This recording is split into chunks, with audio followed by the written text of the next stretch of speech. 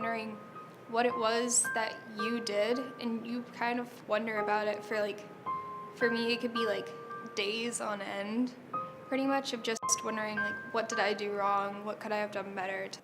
It makes everything a lot more difficult. Like, you have to actually try to do things that people do every day with ease. Like a cage. It's like a struggle all the time. Like I feel like I'm constantly trapped and like the walls are constantly closing in on me.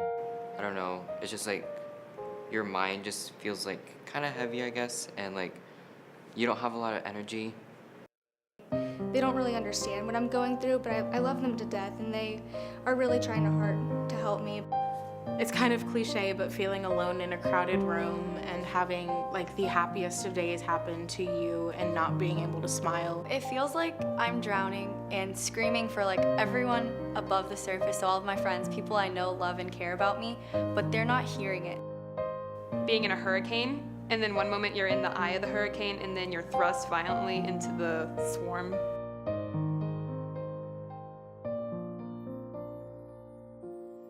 I just jumped into water with all my clothes on. It took a bit of time. Are you eating a blueberry? Can I eat the blueberry? Eat your blueberry. You big fat. Come here, big fat. I am officially diagnosed with bipolar. I guess it's just somebody who experiences both poles of the emotional spectrum. So, and they're normally tend to be really exaggerated. So you might experience really severe depression, but then you'll swing sometimes to have kind of like a mania, where you're just, your brain and everything is just going on a real high speed. You know, they will tell me they feel tired all the time. They aren't motivated. They sleep a lot. You know, sometimes it's literally feeling ill. The medication for me that's been the most helpful has been lithium. So that's basically the core medication that I'm on currently. I've been on a lot of different medications, but lithium seemed to be the most stabilizing with the least side effects. So I've been on a lot of just, I don't know, some of the more like Seroquel and Cymbalta and different mixes of different types of meds. It took them a while to find one that worked, and then lithium, when I first had it, didn't work, or was causing a real low heart rate, it was my pulse was very low. So they switched me up and tried different meds, but we went back to the lithium, and that seemed to work the best for me. Okay, Monica, I'm in a dilemma. I don't want to talk about tables. You need My to, stomach because hurts. What is that? okay, look, you can look, but hold on. Before you said, I'm not interested in your rude. So say, I'm sorry for being rude. No with it. problem.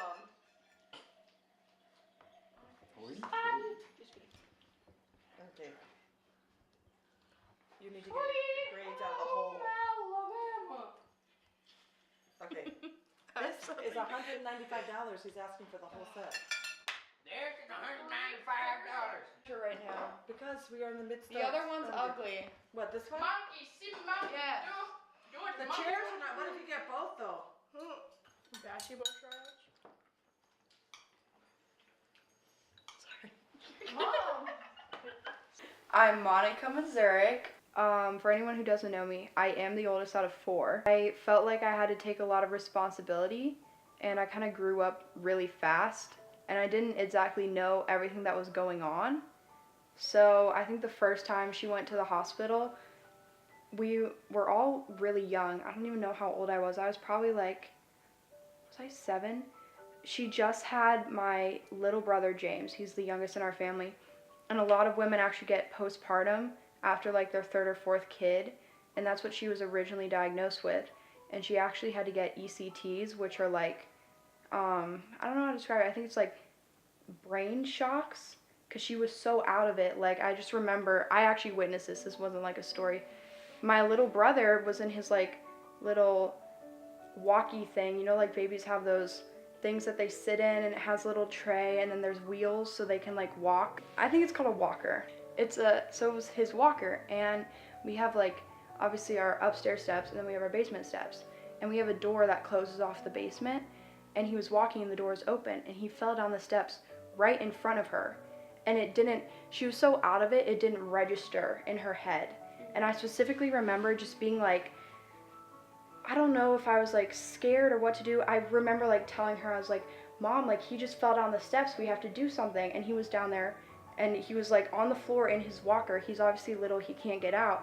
And she was just so out of it that she didn't really know what was going on. So thank God he was okay. Like that was literally a miracle, because I'm pretty sure he hit his head. I can't remember everything, but you'd have to ask my mom. They took him to the hospital and he was okay, but that's when they were like, yeah, she's gonna need ECTs, because when a mother who's normally very involved in her kids' lives is suddenly like not registering that one of her kids is like seriously hurt, that's like really serious. So that was like one of the first things that I remember. And we originally went to that, like, I think it was Emory was the hospital that she got her ECTs at. And that hospital, it was good, but it wasn't like super good. So later on, she was diagnosed with bipolar, and I don't think anyone ever explained it to me. I just assumed it was depression because I didn't know that, I don't know. It was weird, like I knew it meant two sides of the pole, but I had never seen her manic before. And so she had like more depressive states, and I actually remember like seeing, this is kind of, sorry if this is like triggering for anyone, but there were like cut marks on her arm, and I was like, Mom, what are those? I was like kind of young, so I didn't really know like about suicide and all that yet. And she was just like, oh, nothing, and kind of like covered up her arm. And this was like after she was better. And I like later figured out that she was definitely cutting herself. And that was when she like couldn't get out of bed, and sorry, it's like weird to talk about. My dad was taking us all to school in the morning, and he definitely became like mom and dad for us. And my little brothers and stuff, they would, I had never seen like any of them cry, I guess, like that much, unless they were hurt, obviously. And they would like cry a lot, and I don't know, it just felt like a lot of responsibility, but at the same time I didn't know fully what everything was. When you think of a semicolon in reference to grammar, you think of it as almost like a pause in between two sentences. And the way I view it in regards to depression is that, of course, it's a movement that is basically in support of those who battle depression, battle self-harm, thoughts of self-harm and thoughts of suicide. And of course, when you think of suicide, you think of the end. And the semicolon is, in a sense, kind of like a representation of it's not the end. It's a continuation. So I've seen, multiple people that will get, the tattoo of the semicolon, and it's like that's their representation of, instead of wanting my life to end, I will continue to fight. And I really didn't believe that I was bipolar for a long time, but mine was definitely triggered by my last pregnancy. I would have very severe postpartum depression, and so it was very, very severe. So one of the things, I just started to really go down little by little down the mental, I don't know, I always think of it like a slide, and your brain's going down the slide in slow motion. How do you think like your mental illness has affected your family?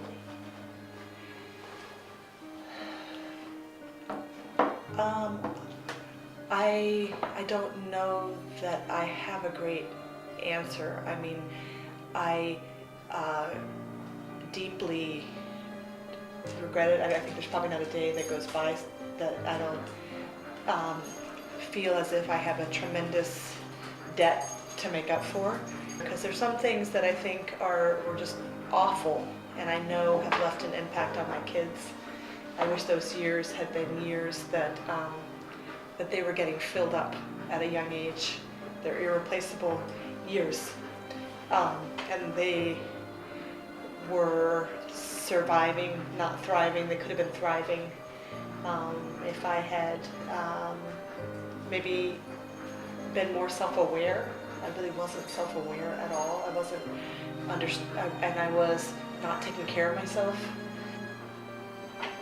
But I also, at the same token, I do believe that